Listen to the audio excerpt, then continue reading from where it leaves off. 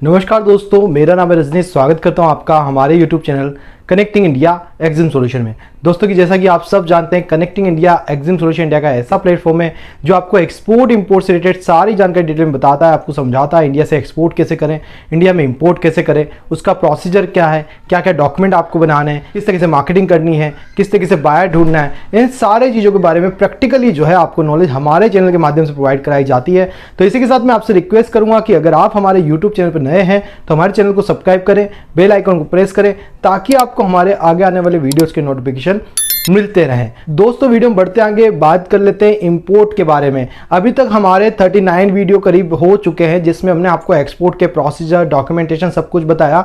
हम ये free learning export import series जो है आपके लिए चला रहे हैं। स्पेशली अगर आपको इसको देखते हैं, समझते हैं तो आप एक्सपोर्ट इंपोर्ट करना सीख सकते हैं। आज हम आपको बताने जा रहे हैं कि अगर इंडिया में आपको इंपोर्ट करना है तो किस तरीके से करेंगे, किस तरीके के प्रोसीजर रहेंगे। और इंपोर्ट लर्निंग सीरीज का ये हमारा पहला वीडियो है, बाकी के वीडियो भी इसमें आएंगे तो आप उनको भी देख के सीख सकते हैं इंडिया से कैसे इंपोर्ट करें।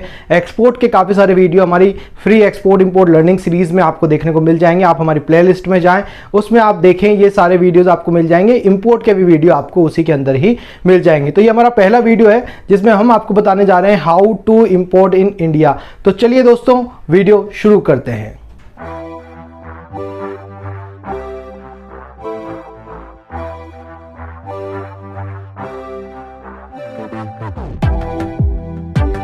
तो दोस्तों इंपोर्ट की अगर बात की जाए तो इंडिया जो है हमेशा काफ़ी सारे प्रोडक्ट जो है इंपोर्ट करता है।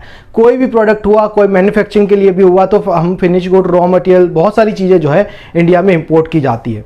तो हमेशा हमारा जो इंपोर्ट है वो हमेशा हाई साइड रहता है, हमारा ट्रेड डेफिसिट रहता है और हम चाहते हैं कि हमारा ट्रेड बैलेंस रहे या ट्रेड सरप्लस रहे। तो ज़्यादा से ज़्यादा हमारा एक्सपोर्ट होना चाहिए। बट अभी भी हमारी कई सारी ऐसी ज़रूरतें हैं जिनको पूरा करने के लिए हम बाहर से प्रोडक्ट्स मंगवाते हैं और इंडियन मार्केट में उसको सेल कर सकते हैं। तो कई बार हम मैन्युफैक्चरिंग नहीं कर पाते हैं, उस रीजन से इंपोर्ट होता है। कई बार मटेरियल सस्ता मिलने के हिसाब से इंपोर्ट होता है और लोकल मार्केट में उसको बेच के अच्छा मुनाफा कमाने के लिए इंपोर्ट होता है। या कई बार रॉ मटेरियल इंपोर्ट होता है, रॉ मटेरियल इंपोर्ट करके उसको री एक्सपोर्ट के पर्पज से भी इंपोर्ट किया जाता है। तो इंपोर्ट करने के जो पर्पज हैं वो डिफरेंट हो सकते हैं। किसी के लिए अच्छा मुनाफा हो सकता है इंडियन मार्केट में बेचने का, किसी के लिए वापस से री एक्सपोर्ट करने के लिए हो सकता है, या कोई रॉ मटेरियल मंगा के मैन्युफैक्चरिंग करके री एक्सपोर्ट के लिए कर सकता है। तो इस तरीके से हर किसी का पर्पज अलग होता है इंपोर्ट करने का। तो इंपोर्ट का प्रोसीजर क्या कहता है, इंपोर्ट होता क्या है? फॉरेन कंट्री से, किसी भी बाहर की कंट्री से अगर आप कोई भी प्रोडक्ट इंडिया के अंदर मंगाते हैं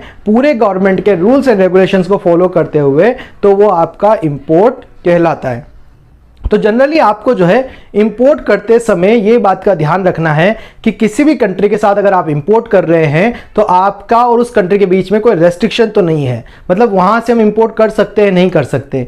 या फिर दूसरी चीज आपको ये ध्यान में रखनी है कि उस प्रोडक्ट पे कोई रेस्ट्रिक्शन तो नहीं है, मतलब वो प्रोडक्ट भी इंपोर्ट कैटेगरी में आता है कि नहीं आता है, रेस्ट्रिक्शन नहीं है, या उसके ऊपर कोई भी गवर्नमेंट की एक्स्ट्रा ड्यूटी नहीं लगी हुई है। जैसे कॉन्ट्रावेलिंग ड्यूटी अभी रिसेंटली गवर्नमेंट ने चाइना के ऊपर इंपोज करी है। स्टील की आप अगर वहां से परचेजिंग करते हैं तो कॉन्ट्रावेलिंग ड्यूटी लगेगी। तो काफी सारी ड्यूटी रहती है, कई बार डबल हो जाती है ड्यूटी, तो उसको इंपोर्ट करना पॉसिबल नहीं हो पाता है। तो आपको ये चीजें जब भी आप इंपोर्ट करने जाते हैं तो ये कुछ चीजें चेक करनी पड़ेगी कि उस कंट्री के साथ हमारे रिलेशन कैसे हैं, उस कंट्री से हम इंपोर्ट कर पाते हैं, नहीं कर पाते हैं, या वो प्रोडक्ट जो आप इंपोर्ट करने जा रहे हैं वो रेस्ट्रिक्टेड कैटेगरी में है कि नहीं है। या कुछ प्रोडक्ट्स के लिए गवर्नमेंट कोटाज अलॉट करती है, जैसे पल्सेस वगैरह ये हो गई हैं, इनके कोटाज अलॉट किए जाते हैं। उस कोटाज को आप जो है खरीदेंगे तब जाके आप उन प्रोडक्ट के इंपोर्ट कर पाते हैं। तो इंपोर्ट करने से पहले काफी सारी चीजें आपको देखनी पड़ती है, काफी सारी चीजों को ध्यान रखना है। इंडिया जो है काफी सारे प्रोडक्ट जो है डिफरेंट कंट्रीज से इंपोर्ट करता है, यूएसए से भी करता है, चाइना से भी करता है, और बाहर के जो भी बहुत सारी कंट्रीज हैं, काफी सारी कंट्रीज से, रशिया वगैरह से भी हम इंपोर्ट करते रहते हैं। डिफरेंट प्रोडक्ट्स का इंपोर्ट होता है।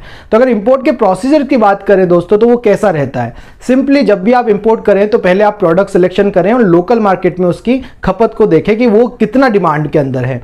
आप अगर कोई भी प्रोडक्ट बाहर से मंगाना चाह रहे हैं उससे पहले उसकी कोटेशंस या उसकी कॉस्टिंग प्रिपरेशन आपको जरूर से जरूर कर लेनी चाहिए, जिससे आपको पता चले कि बाहर से जो प्रोडक्ट इंडिया में आ रहा है वो इंडिया में आके कितने रुपए का पड़ेगा और आप उसको किस प्राइस के ऊपर इंडिया में बेचेंगे। या आपको ये पता करना है कि अगर आप री एक्सपोर्ट पर्पज से मंगा रहे हैं तो आप रॉ मटेरियल इंपोर्ट कर रहे हैं प्लस उसको फिनिश गुड में कन्वर्ट करके बाहर बेचेंगे, तो आपको क्या प्रॉफिट मार्जिन उसमें देखने को मिल जाएगा। कई लोग मिल्क पाउडर के लिए भी ऐसा करते हैं, मिल्क पाउडर मंगाते हैं बाहर से और वापस से एक्सपोर्ट भी कर देते हैं। कई लोग जो है दूसरे प्रोडक्ट के अंदर भी करते हैं, जैसे कई का रॉ मटेरियल आप मंगाते हैं और रॉ मटेरियल मंगा के आप जो है उसको वापस से री एक्सपोर्ट कर देते हैं। तो ऐसे कई सारे प्रोडक्ट हैं जिनमें इंपोर्टर जो है इंडिया में इस तरीके से मटेरियल मंगाते हैं। कई मटेरियल ऐसा आता है जो इंडिया में सेलिंग के लिए बना होता है, जैसे रो केजू इंपोर्ट किया जाता है, रो केशू के अलावा आपका आलमंड्स इंपोर्ट किया जाता है कैलिफोर्निया से, आपके पूरे ड्राई फ्रूट जो है अफगानिस्तान से इंपोर्ट किया जाता है, तेल वगैरह दूसरे केमिकल्स वगैरह भी हम इंपोर्ट करते हैं। तो काफ़ी सारी चीज़ें हैं, वियतनाम के मार्बल ग्रेनाइट आता है, इटली का आता है, इजिप्ट के आते हैं, तो कई सारी चीज़ें हम यहाँ पे इंपोर्ट भी करते हैं।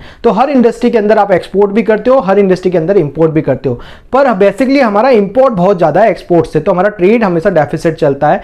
इंपोर्ट ज़्यादा होने की वजह से ही हमारे को जब कोई चीज़ें बाहर से मंगाई जाती है वो महंगी पड़ती है। मतलब जैसे ऑयल गैस हमारी जब गवर्नमेंट खरीदती है तो उनको महंगा पड़ता है, हमारा रुपया जो है डॉलर के मुकाबले में डाउन चला जाता है जब भी हम ज़्यादा इंपोर्ट करते हैं। तो बट हमारी ज़रूरतें कुछ ऐसी है या कुछ बिजनेस पर्पज हैं तो उसके बिहाफ पे जो है हम इंपोर्ट करते हैं, और इंपोर्ट से जो है ना कहीं हमारी इकोनॉमी में क्राइसिस तो आते ही हैं। तो इंपोर्ट थोड़ा कम होना चाहिए, एक्सपोर्ट ज़्यादा हो, बट फिर भी आप इंपोर्ट कर रहे हैं। आप कोई प्रोडक्ट जब भी आप इंपोर्ट करते हैं सबसे पहले आपको इंपोर्ट करने के लिए आपका फर्म का रजिस्ट्रेशन आप करा लें।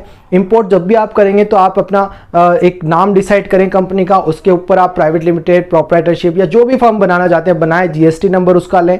उसके बाद आप उसका एक करंट अकाउंट ओपन करा लें। भाई जिस भी बैंक में आप अपना अकाउंट ओपन कराएंगे उस बैंक में एडी कोड लेटर आपका होना चाहिए, उस बैंक का ऑथोराइज डीलरशिप कोड होना चाहिए, वहां से आपको एडी कोड लेटर लेना पड़ेगा। अब चाहे आप एक्सपोर्ट करें इंपोर्ट करें, कोड एक ही लेना पड़ता है। डीजीएफटी की वेबसाइट पर जाके इंपोर्ट एक्सपोर्ट कोड के लिए अप्लाई करना पड़ता है। अगर आपको चाहिए इंपोर्ट एक्सपोर्ट कोड या डॉक्यूमेंटेशन कोई भी आप करना चाहते हैं, रजिस्ट्रेशन कराना चाहते हैं, या बाहर से कोई सप्लायर का डेटा आप चाहते हैं कि इंडिया में कहां से आपका प्रोडक्ट आप मंगा सकते हैं, तो उन सप्लायर का डेटा भी हम आपको प्रोवाइड करा सकते हैं। चाहे आप कोई भी प्रोडक्ट का जो है सप्लायर चाहते हो फॉरेन कंट्री से, जेन्युइन सप्लायर, वो भी आपको हमसे मिल जाएगा। तो कोई भी आपको डॉक्यूमेंटेशन, रजिस्ट्रेशन या डेटाज वगैरह आपको चाहिए, साथ में आप हमसे कांटेक्ट कर सकते हैं ऑनलाइन ट्रेनिंग के लिए, जिसमें मैं आपको सिखाऊंगा कि कैसे इंपोर्ट करें, प्रोसीजर, डॉक्यूमेंटेशन, एक्सपोर्ट के procedure, documentation, buyer finding, supplier finding, ये सब प्रैक्टिकल वे में आपको सिखाया जाता है। तो उसके लिए भी आप हमें स्क्रीन पे दिए गए नंबर पे कांटेक्ट कर सकते हैं। तो दोस्तों इंपोर्ट के बारे में मैं आगे आपको बताता हूं कि जैसे आप आईसी बना लेते हैं, उसके बाद आप एडी कोड लेटर बैंक से लेते हैं। बैंक से एडी कोड लेटर लेने के बाद जैसे आप बैंक में अगर कोई भी ट्रांजेक्शन करते हैं,